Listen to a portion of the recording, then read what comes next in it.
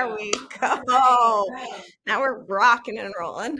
After much technical difficulties to get back up and running every single time we do this. Literally every single time. Maybe one day we'll invest in an actual studio, but today's not the day.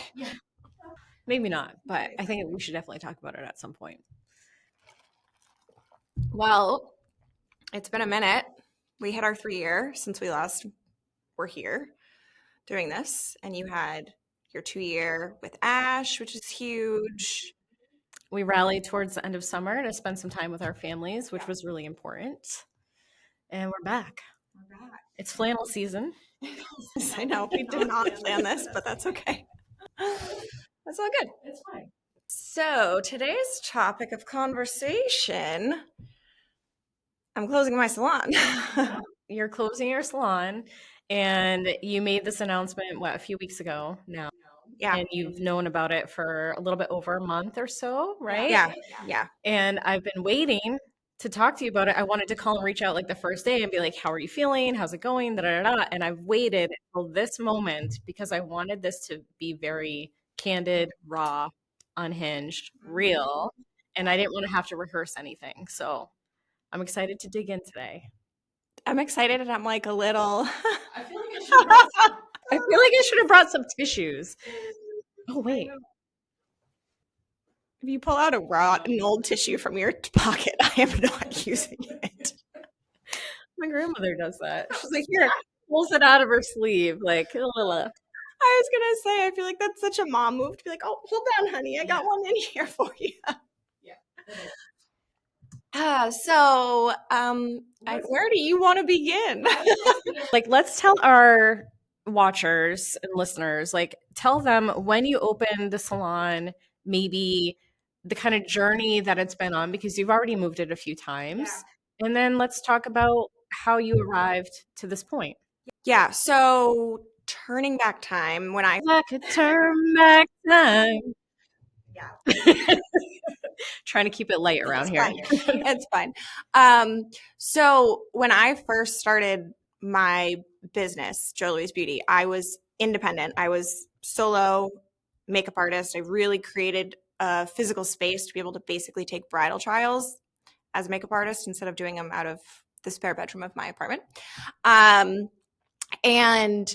my first studio was just me. And then like 6 months later, literally like 6 months later, I moved across the hall to a slightly bigger space. And then I was like, I'm going to get into doing like lashes and brows and spray tans and stuff to kind of like fill my week a little more.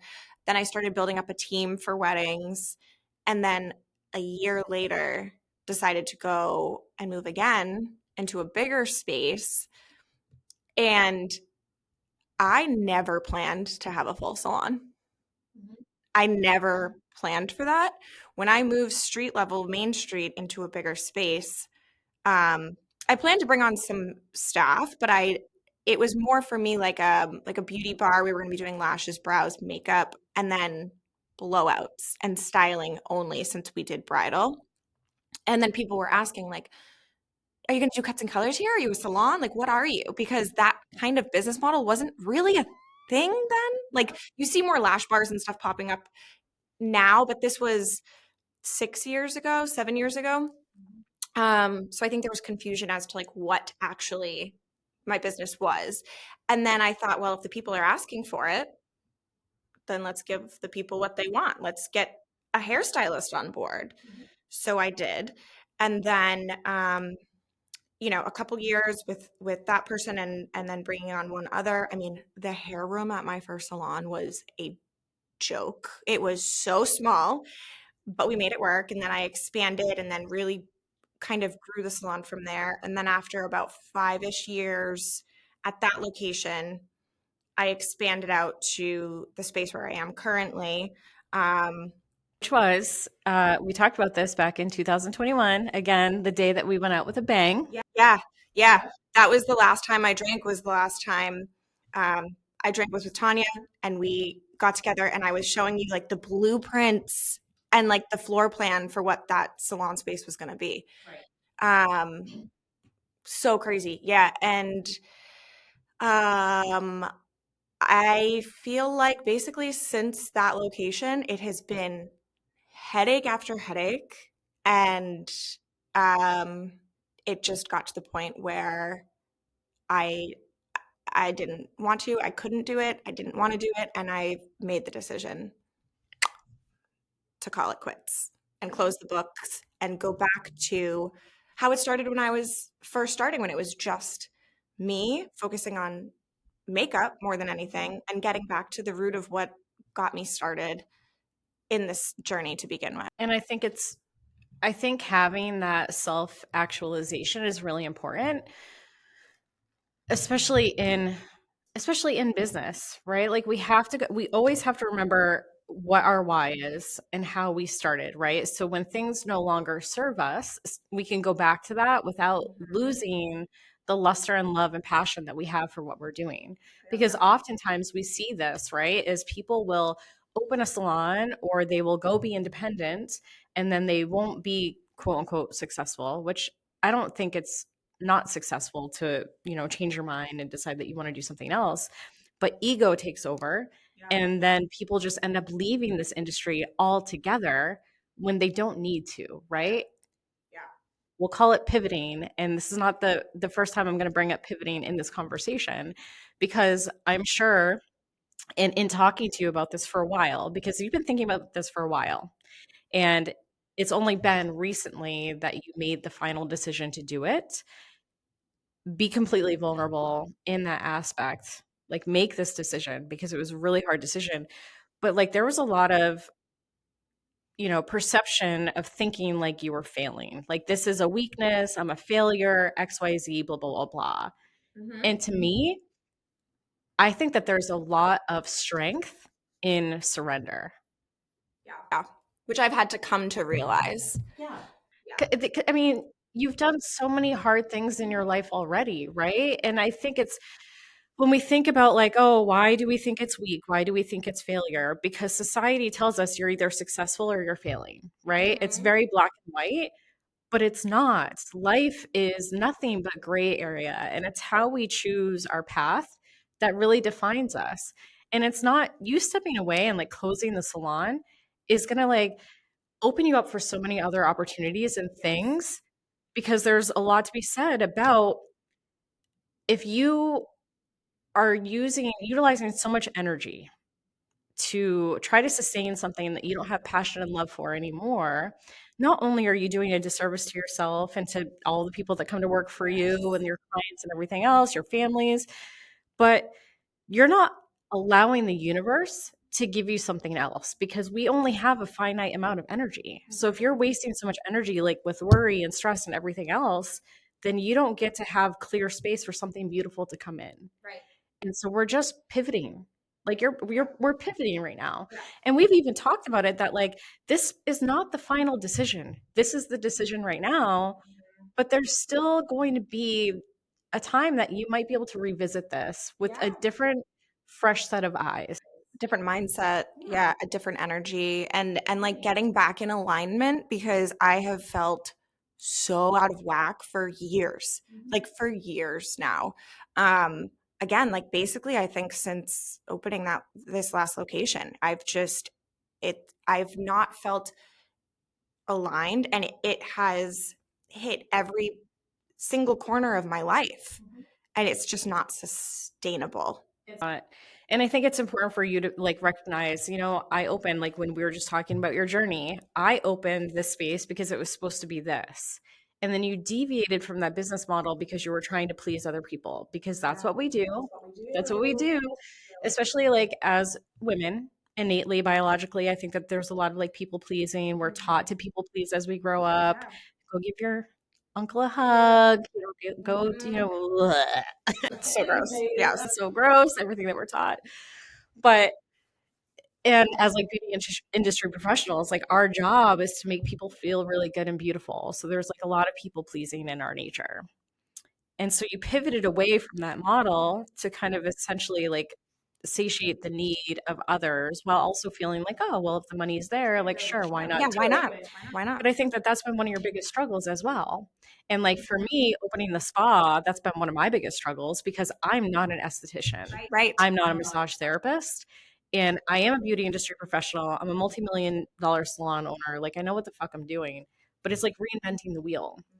And where you're still in the treatment room most of the time, trying to be able to mentor, coach, and include hairstylists in that aspect, it's really challenging. It And is. you have how many young children at home? Too. And how old are they? 5 and 7. Like Okay. they're babies. Like Yeah.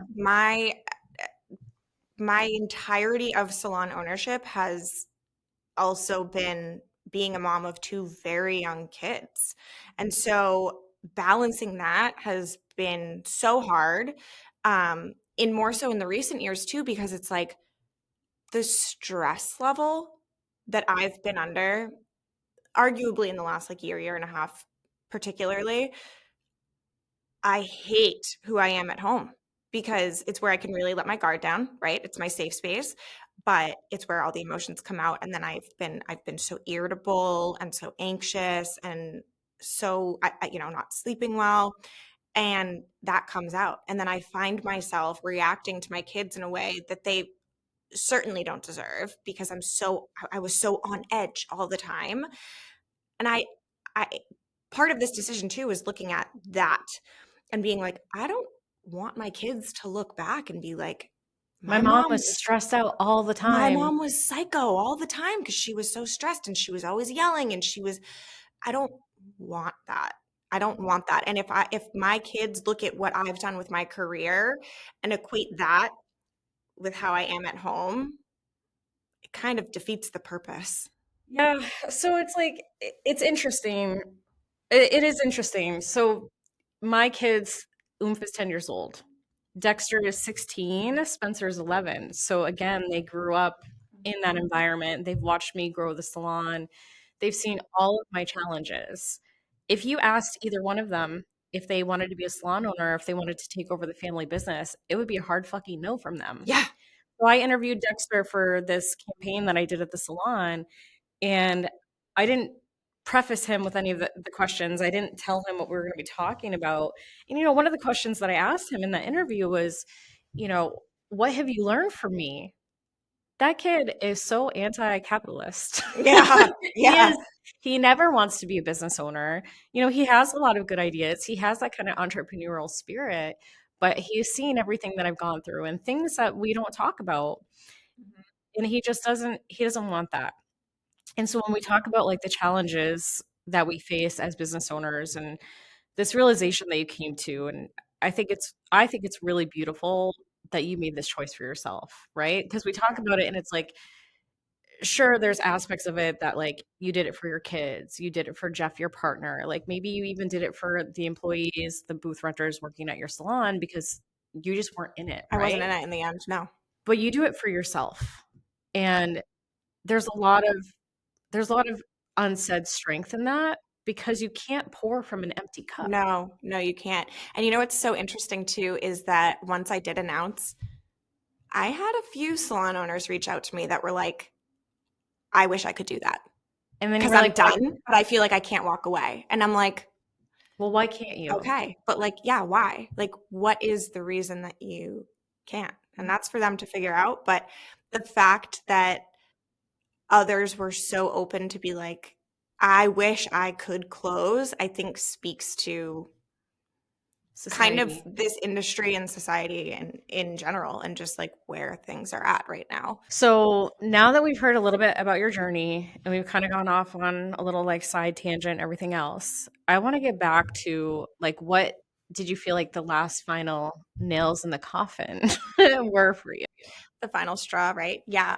Someone else had asked me that as well. And it definitely was like a culmination of things over the last couple of years. They've been very trying years. Hey, not just for you, for everybody in business. For everybody in business, it's been tough. It's been really tough. And I'm seeing not just salons closing left and right, I'm seeing small shops and Restaurants. restaurants, things are closing. Like, so being in Portsmouth, we've had some huge staples in our town close, like the Portsmouth Brewery.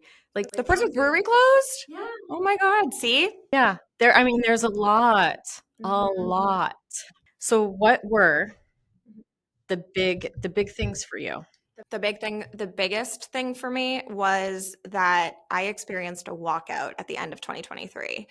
And I hate the term walkout because in my mind, I picture like a mutiny of I like, was like, fuck this shit, yeah, I'm out. yeah, exactly. But it's not like that. It's not always like that. There's definitely salon walkouts that are like that. Well, there are salon owners. Right. Right. Anyways. And I want to be very clear about something. I don't place blame on anyone for me closing. The truth of the matter is what I went through was a very trying human experience. And if it comes across as well as me, then I don't know, look in the mirror and just do a little reflection on what would it feel like if you had to go through something like that. So the last basically 6 weeks of last year, like dominoes, boom, boom, boom, boom. I lost all but my salon coordinator and one booth renter. And people left for varying reasons, ready for the next chapter in their career and, different opportunities, whatever it was. But regardless of it, of the reason or whatever, I was a shell of a human during that You time. took it so personal. And like, why wouldn't you? I took it very Why personal. wouldn't you? It was probably one of the darkest times of my entire life, if I'm being completely honest. I mean, when you pour your heart and soul into something in a situation like that, you're always going to be like, well, what if, like, what could I have done differently? What could I have done? And I remember that you tried to ask those questions and you weren't getting clear answers. And sometimes we can't expect people to do that. I also had that happen to me.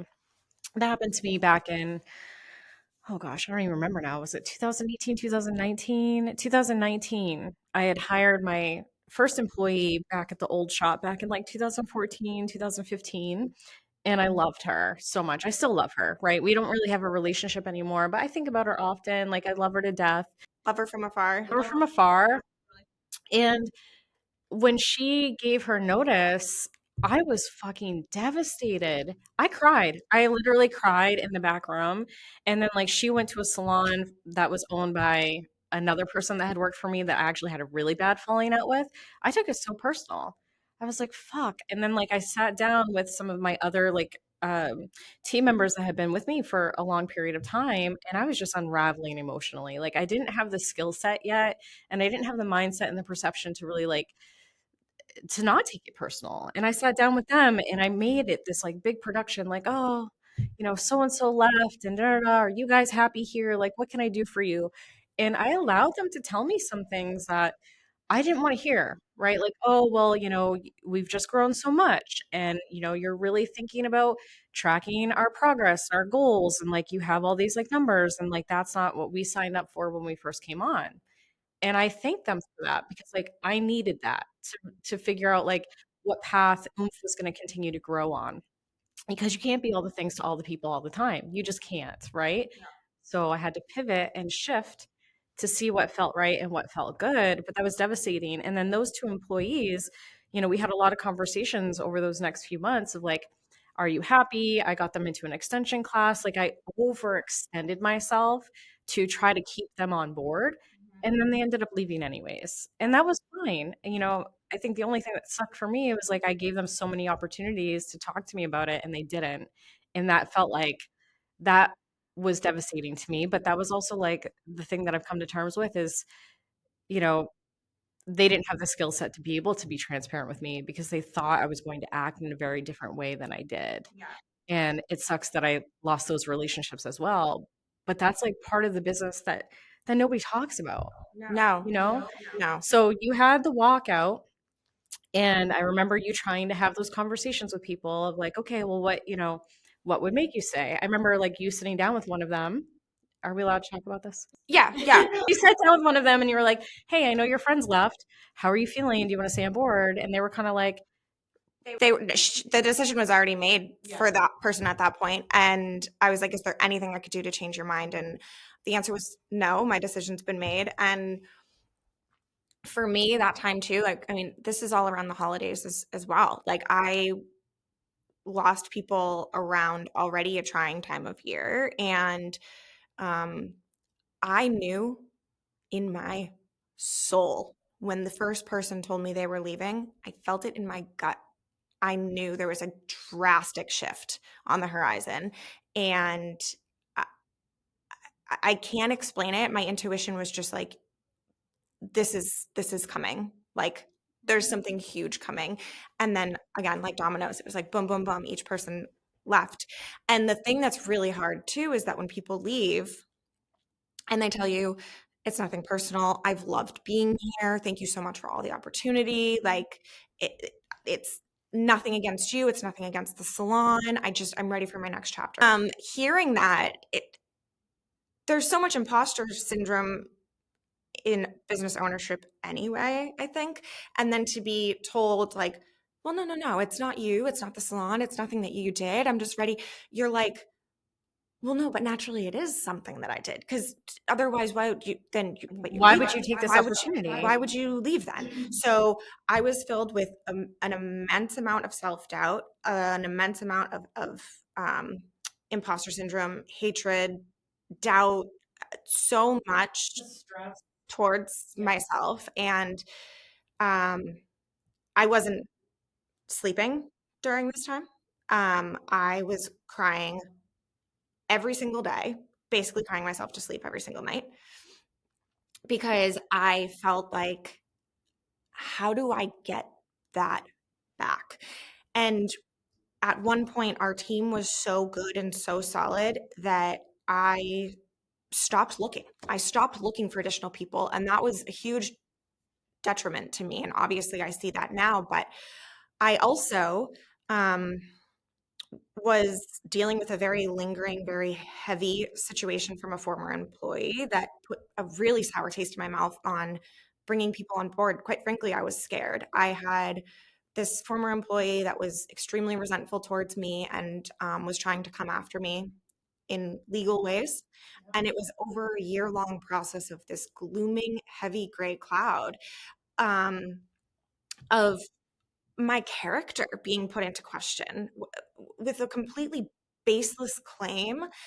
And that was such a heavy thing for me because I take so much pride in doing things right, Doing things right, doing things with integrity. doing things with integrity, and to have someone question that, it hit so hard. And then I didn't want to hire anyone because I was like, everything's good here. Everyone here right now is good. Everything is so good. I'm not going to rock the boat. I'm not going to try to bring anyone else on. And then they all left and I didn't have anything else to fall back on. So in a business, because if you're thinking business wise, it's kind of like a revolving door all the time. All the time. And when you're feeling good, like you have to prepare for the worst case scenario. And so, for Oomph, it's like we hire every quarter, like every 6 months, we train people because I have had so much experience now with people leaving. Initially in the beginning, I took it very personal, but then I realized this is just how it is.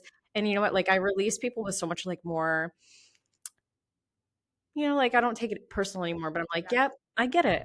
Don't burn a bridge and you can come back if you need to. And I've had people come back and it's been great. And like I support them from afar and I think it's wonderful or whatever. In your situation, I think it's really hard because one, you had that big thing happening, and I know the details of that, and we'll probably touch on it at some point later, but it just freshly kind of Wrapped up legally. Yeah. so we'll touch on it in another episode. But that in itself is really fucking hard to deal with. When you hear something like that, somebody comes after you with lawyers, like I'm dealing with a certain situation or a similar situation right now as well, your whole life flashes before your eyes. Like, I've built this from nothing. My kids depend on it. My finances depend on it. My name depends on it. Like, and you know yourself, like, you know that you're not this bad person. So here is this like black cloud that's lingering. Then you have this like turnover.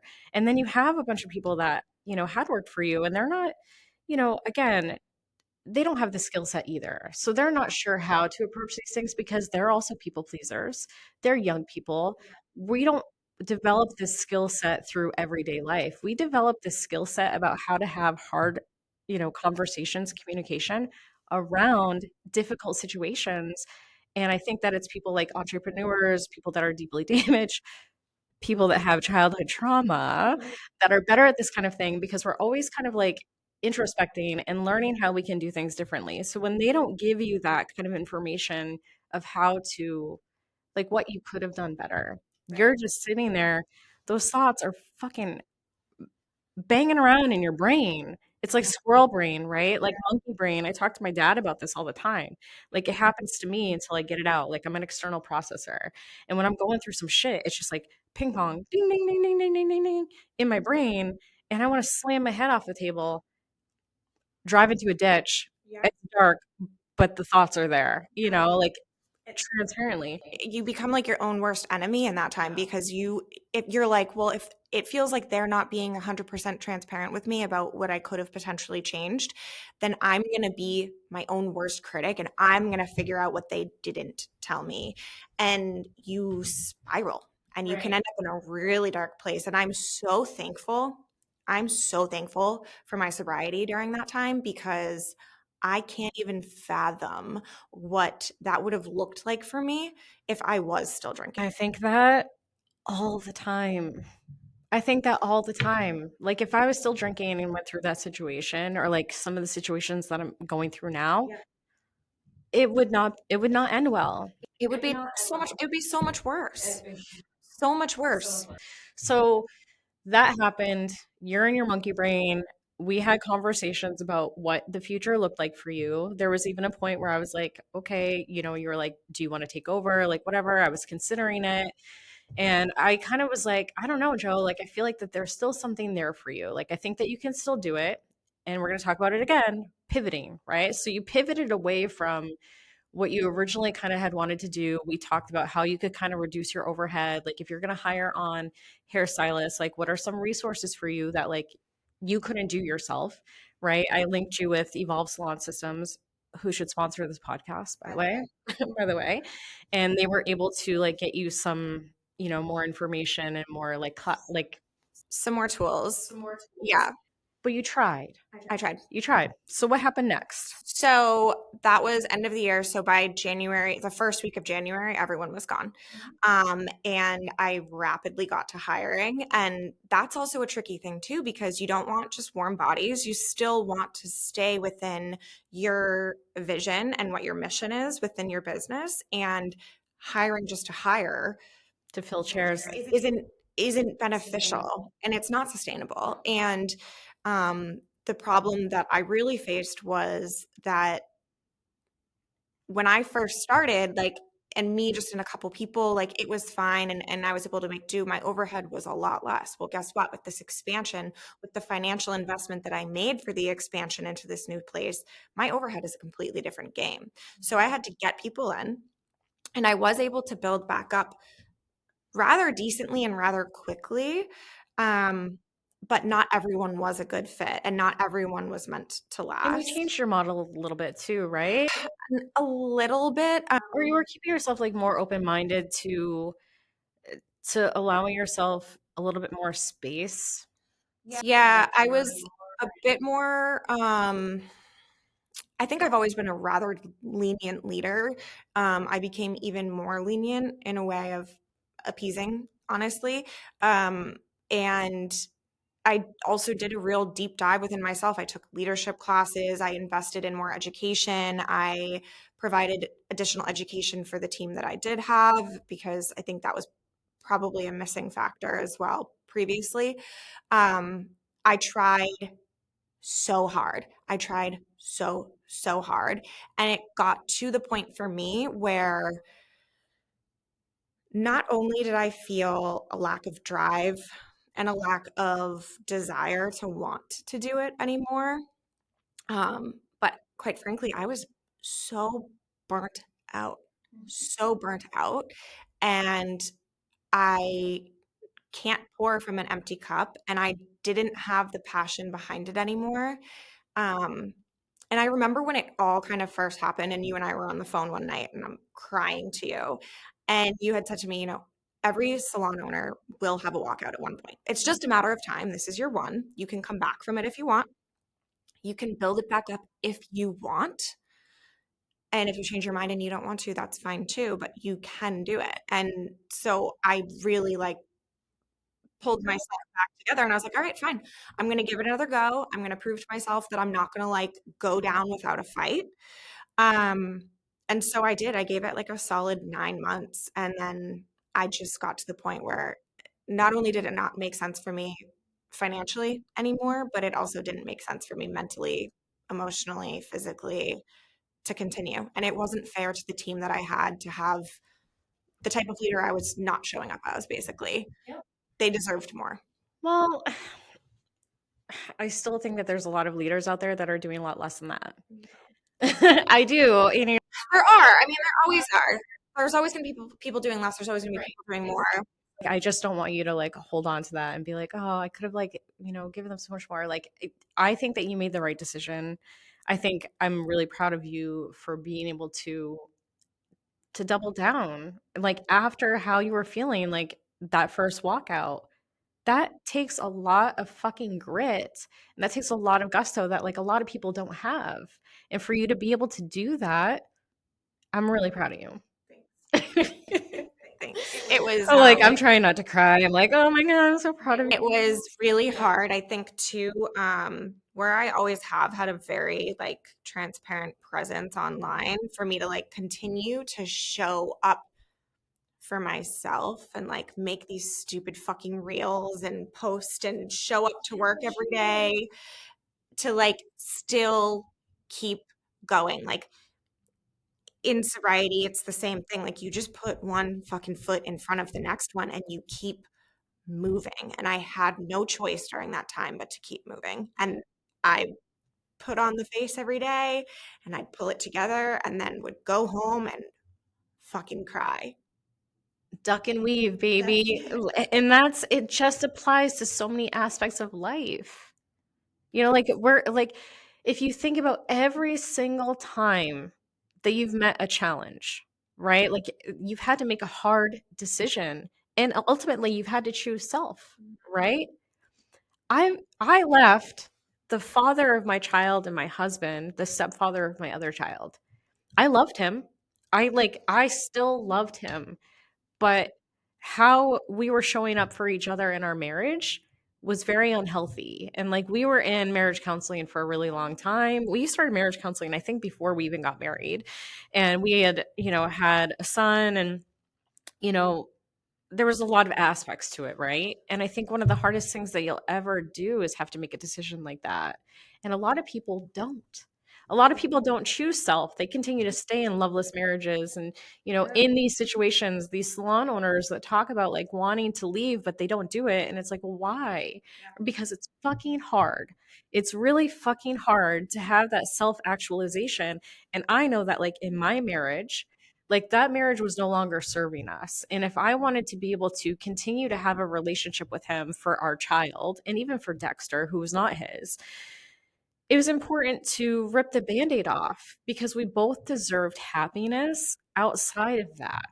And like to honor him and to love him in a way that respected both of us was to say, hey, I can't do this anymore. Like I'm leaving. I left him with everything. I moved into a shitty apartment, Same. bought secondhand stuff. My Same. kids shared a room. They slept in my bed. Like we lived on the fourth floor, like a mile away from the parking lot. And you just figure it out, right? So now we're pivoting. We're now at another pivot. Like my life mantra, my life motto, blah, blah, blah, Moto. Motto. always be a fucking phoenix, right? Like I have a giant tattoo of a phoenix on my back and I'm constantly reinventing myself. And I think that this is a really beautiful opportunity for you to reinvent yourself as well. I think so too. And I feel like throughout this heaviness, there has been this light of like, where was I before this all happened? Where was I before I became a salon owner? Like my passion was makeup and in kind of reflecting back, like I'm not to say kicking myself because I wouldn't trade this experience for anything. It's definitely made me who I am today and it's taught me so much about myself. It's taught me so much about what I like, what I don't like. I wouldn't trade salon ownership experience for anything. But reflecting back, it's like when I was at that point of just getting into salon ownership, my makeup career was taking off. And I was very successful in that. And it's like I trying to kind of reset the clock back to that and like falling back into what my original passion was and where my original success came from. And I'm looking forward to pouring back into that and to seeing how to regrow myself in a different avenue, a different way than where I've been.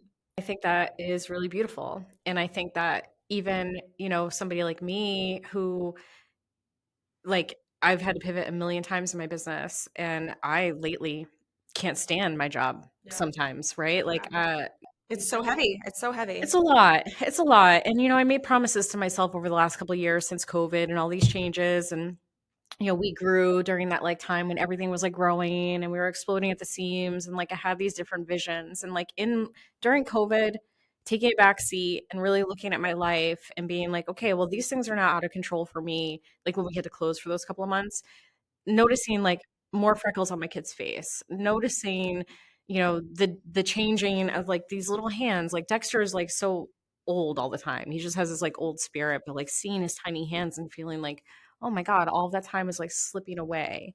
And then like, overextending myself a lot in my business to like my team members, to myself, running at this like unsustainable, speed, and like making a promise to myself the last couple of years to like take a step back, and then adding the layer of my sobriety and going back and grieving all the things that I lost over the years, and really trying to connect back with, it's not even like what was my why anymore of like why I started the business, but what's my why now?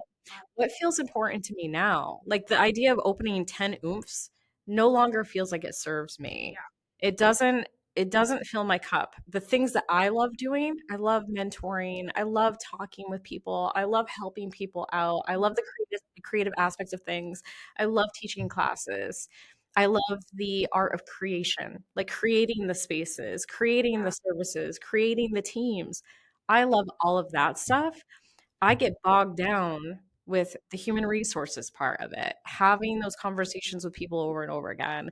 I get bogged down with the financial pieces of it, insurance audits, like all of those things. I'm doing so much more of that in my business now than it is. It's like, what is, sometimes I have that, like, oh, what does the next step look like for me? You know? But oomph is like really sustainable, and like I am not hiring at the speed that I used to. I mean, we used to hire like 6 people every quarter. Like I'm not doing that anymore because it doesn't feel good. And like in a way I've kind of taken a step back and been like, "Oh, we just said it in June for our anniversary party," is like, we have a great fucking team right now. Why do I want to rock the boat and like keep throwing bombs in there? We keep hiring, but we're hiring at a much smaller scale now. And, thinking about like instead of opening 10 oomphs, because salon profitability is not as high as people think it is, if there's any there at all, which post COVID, there's a lot of expense that people don't talk about. Okay. It's a lot, right? So how can I instead take this beautiful sustainable thing that I have now, decrease overhead, increase profits, and then be able to go like feed my team a little bit more in different ways instead of continuing to grow. Yeah. But then also still having like that aspect of like, okay, well, if I want to continue growing the brand, we're launching a wet line. Like that is something that I'm doing. And if one of my team members ever came to me and they wanted to open a salon, like I would help them do that, right? Like that is how I want to grow a business instead of overextending myself, burning myself out to continue to grow this giant thing, because my why has changed. It has. And I think you and I both were like at this like the thickness of the hustle culture. And Hey, stay humble, hustle hard, I tattooed on my fingers. Fucking hate the word hustle now. I I used to be like, know. you can't spell hustle without T. Yes, but it's we hustled to get to where we are. But continual hustle is not sustainable. it's truly not. That's how you just get burnt out. And it's how resentment builds, and it's how all these other like toxic things happen. Chasing the wrong things, Yeah. right? Like Yeah. I was chasing this notion of trying to prove people wrong. Mhm. Hey, you're never going to amount to anything. That's what people told me growing up. You're never going to amount to anything. You're this, you're that, blah blah blah blah. And my childhood trauma, I have to prove everybody wrong. I'm fucking healing. I'm healed in a lot of ways. Like that's just not, I don't need the Mercedes anymore. Like I don't need the giant house that I live in. I'm like trying to buy a tiny home, you know, like there's just so many aspects that I don't need anymore. Yeah. I want more time. Yes. I want more walks in the woods, more curiosity, discovery. Exactly. And I think that like even it's so funny to me because I look at salon owners now, like the new ones, and it's all so fresh, few years in, right? And it's like you still have that like, oh, the drive and the da, and we're gonna grow and we're gonna be bigger and our team's the best and da da da. Yeah, it really is like that. Love that. And I'm Yeah. like, oh, I remember those days. Like I remember those days. And it's all good. Couple years, few years in, everything's good. And then you will eventually end up with losing a bunch of people, or you will have a team walkout, or you will have a super toxic employee that's going to bring your shit to shambles. Like it's just a matter of time. And I think once you kind of go through some of that stuff, you have no choice but to like really step back and be like, what do I want now? Because a continual chase of the hustle and the grind and the I need to be bigger and better and bigger and better and bigger and better. It's like, where's the stop point? And where does it come from? And like me and my friend Brian talk about that all the time because he is like at the peak of his career right now, and he has been the last few years. And it just is this mountain that we're constantly climbing. I was there too. We were constantly running this Yes. parallel, climbing this fucking mountain. And then you just get to a point where it's like, how do I keep climbing and climbing and climbing and climbing and climbing? And you can. Obviously you can. And the people that can, I love that for them. Like I am still climbing that mountain, but I'm climbing it like little peak at a time, right? It's the Appalachian Trail, baby. I'm on like mountain number 5. I don't actually know. It's like whatever. But like I'm climbing it, but it's just different. It's a different pace. It's a different pace, and it's something that feels really good for me, and it feels really good for my team. And I'm the best version of myself now that I've ever been.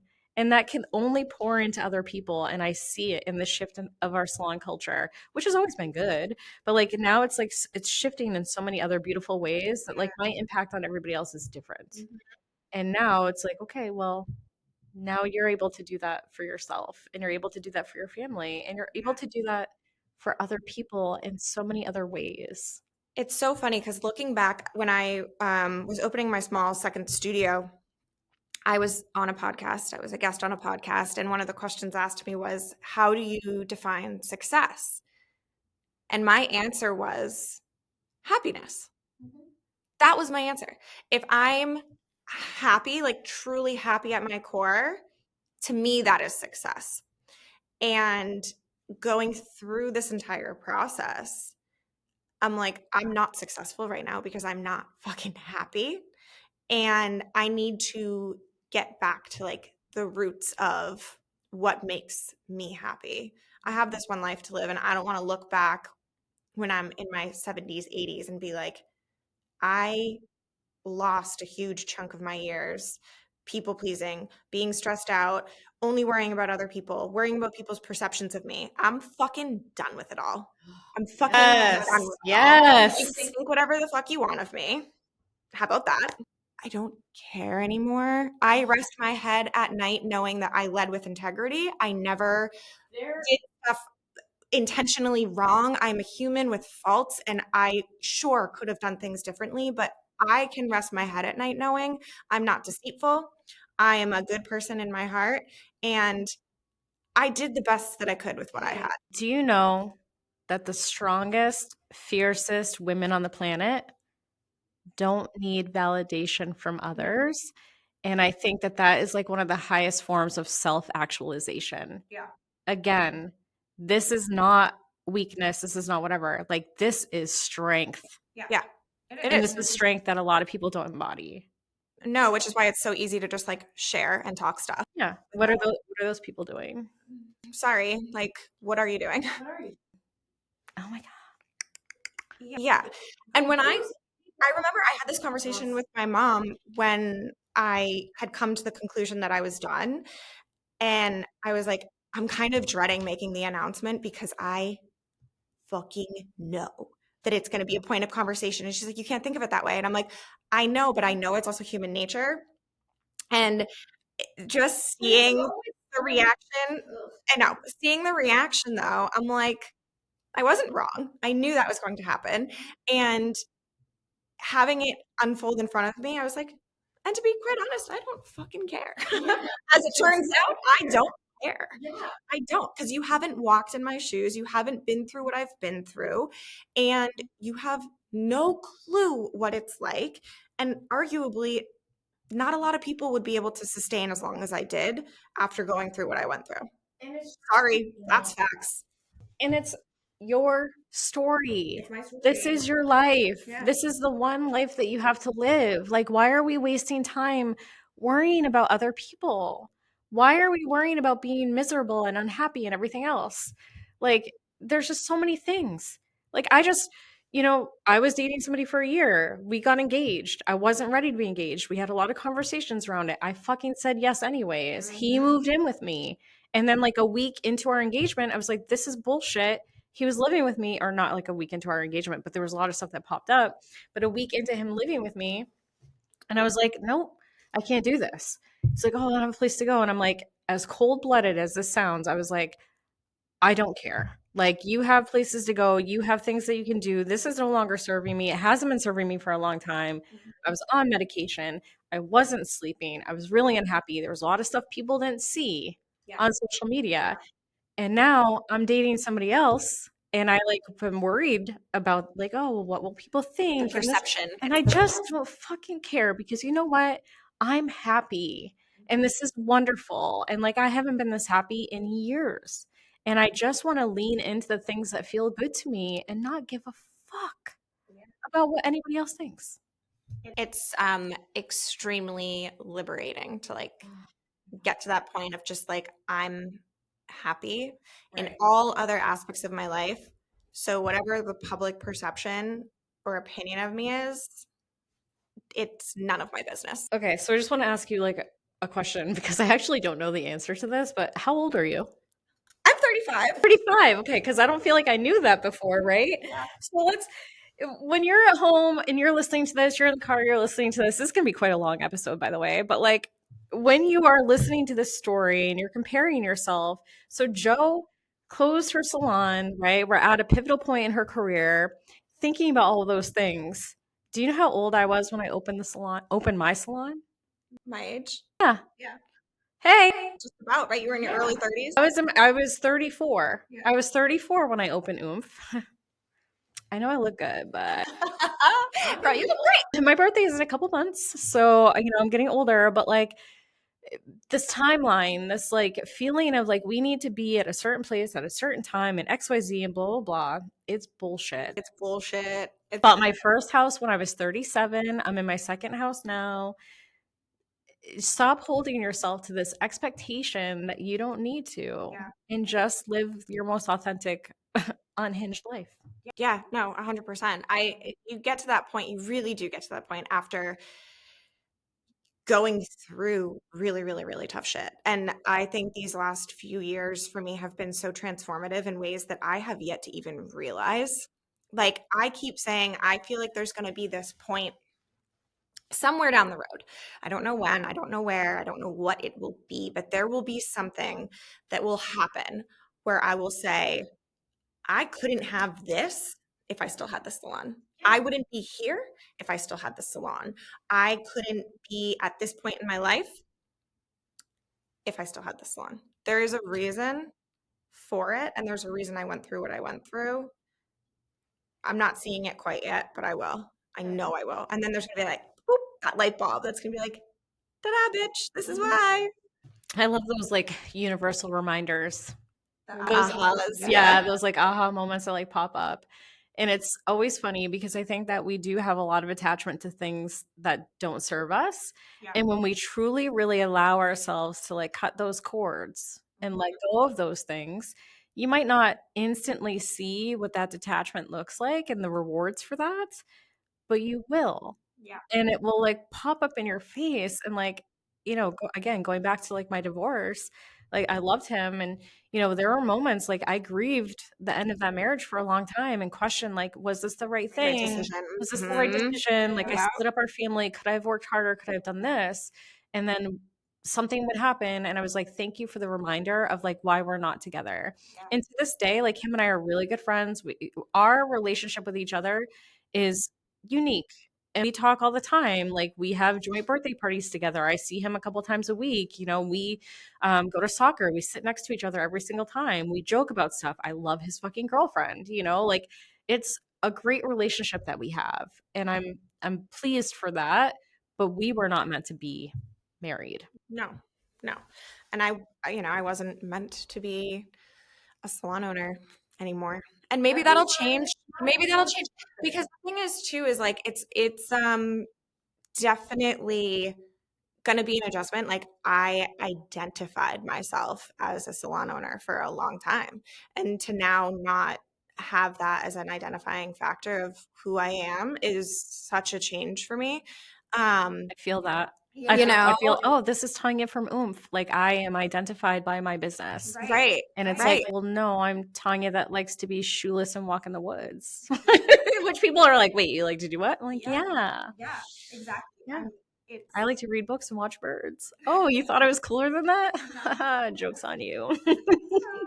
yeah. So I mean, that's a huge shift too. Is just what you end up identifying as throughout this journey, and um, there's people that have known me since I was independent, and then there's people that have known me since just being a salon owner, and so there's also been this like mass amount of confusion as to like people like, oh, you're closing, I'm closing, I'm not going out of business. Like there's a very that's very different.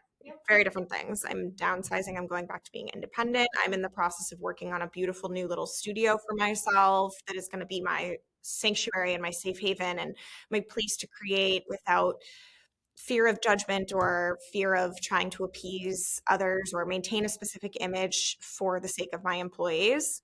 That's all fucking gone. So, I didn't even think about that too. oh yeah, I feel like in reflecting back, I think I shrunk myself quite a bit over the last handful of years in order to maintain a specific image, a role. I don't want to embarrass my staff if I do one thing, or I don't want to, have people think a certain thing. Where I like, no, done with that. Done with that. I can be who I want to be, show up as who I want to be without any of that attached to it now. Oh, God, that is fucking awesome. Like that gets me jazzed up. Yeah. Today's the day. No, I'm just kidding. No, I'm just kidding. I'm just kidding. But like that, it just no. But like, but no. I joke about it all the time, but no. I know. But it's just like it is. It's like, wow, the people that do it. There's a salon owner in Portsmouth who has gone through like some crazy stuff the last 2 years. And people often compare us to and like think that we're in competition with each other. And like, I don't play into that shit, just so everybody knows, like, that's not how I view things and look at things.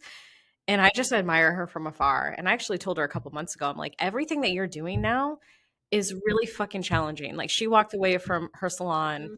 She has been working in another salon. She was pregnant. She had a baby. And now she's building out a new salon space.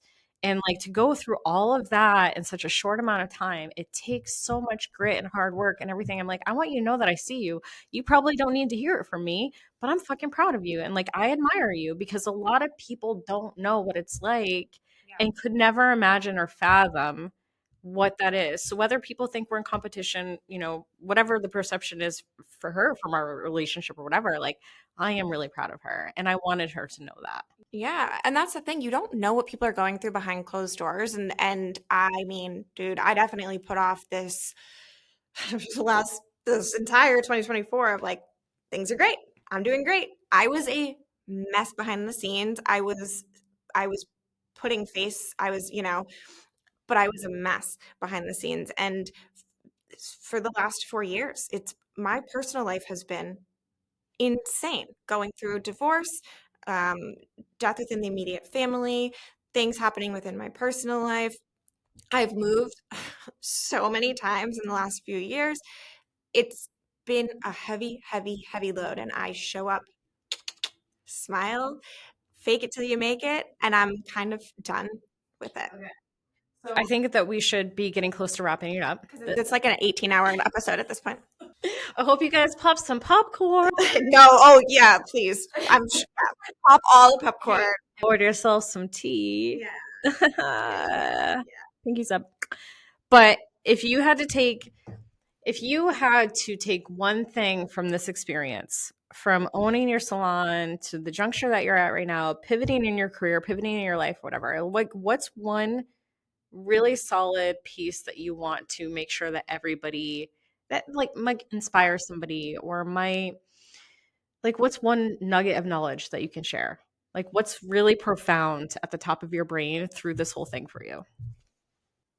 I think throughout this entire thing, what I have been forced to really hone in on and really look at is the amount that I have stayed true to myself. And when I veer from that is when things tend to go awry. And so learning to really trust my gut, trust my instinct, stay true and stay authentic to what my thought is, my vision, what it is. Like, you have to stay true to your core regardless of what you're doing. And regardless of who it's going to piss off. Yeah, because at the end of the day, like,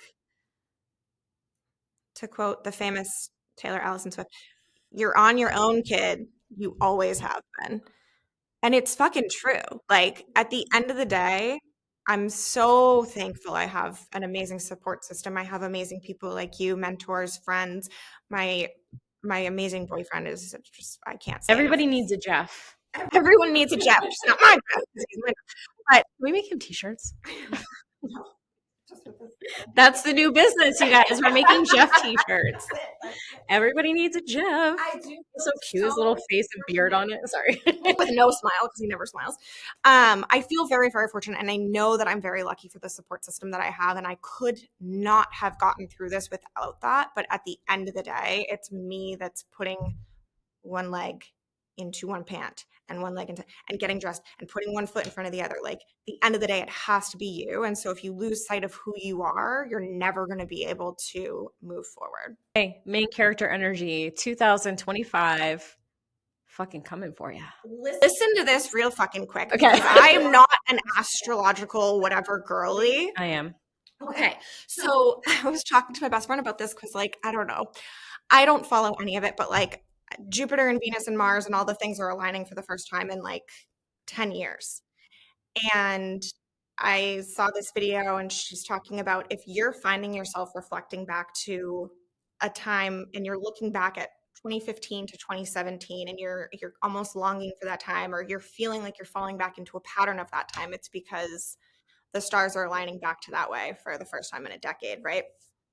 And it was 2015 when I got married, which I think divorce will finally be finalized in 2025, so 10 years later.